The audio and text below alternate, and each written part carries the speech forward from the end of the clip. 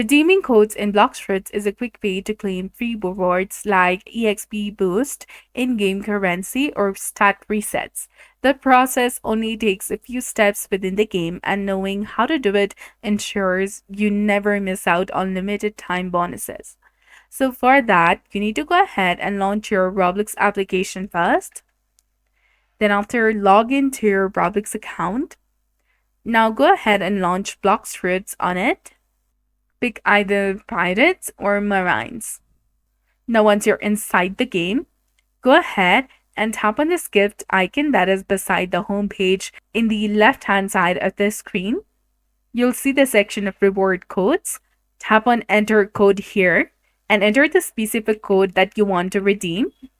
And go ahead and tap on redeem that is highlighted in yellow color and you'll be done. If the code is valid, your reward will be added right away. And if the code is expired, you will see an invalid or the nil message. If you're redeeming experience boost codes, you can use multiple codes to stack the boost for a longer effect. So that's it for this video. I hope you found it helpful.